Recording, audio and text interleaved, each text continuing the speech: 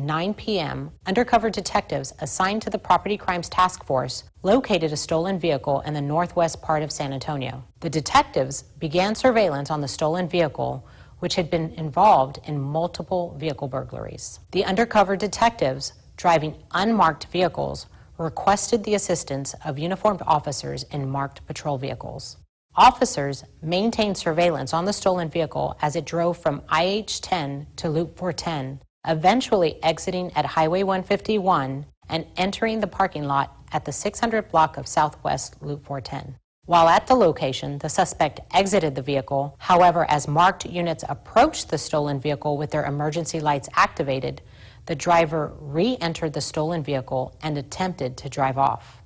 The driver of the stolen vehicle then exited the front passenger door and fled on foot.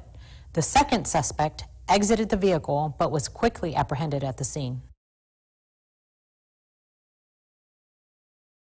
An undercover detective ran after the suspect. At the same time, a uniformed officer who stopped his patrol vehicle behind the suspect's vehicle also chased the suspect on foot. The suspect then reached into his clothing and retrieved a handgun. The suspect continued to run, holding the handgun in his right hand. During the foot chase, officers continued giving commands to the suspect to drop the gun and to stop. A single gunshot is heard, and an undercover detective fell to the ground. An officer observed the detective fall after hearing the gunshot, drew his weapon, and fired multiple rounds at the suspect, who was running with a gun in his hand. The handgun the suspect was carrying was recovered at the scene. The suspect was struck several times by police gunfire and fell to the ground. The detective was transported to a local hospital.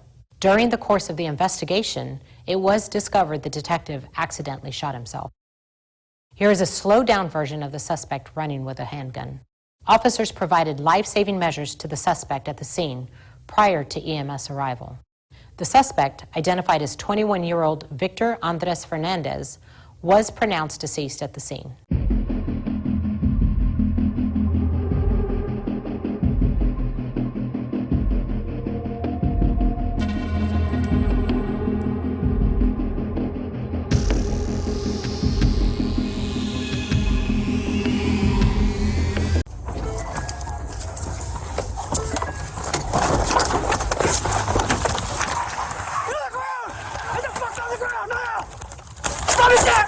Damn it!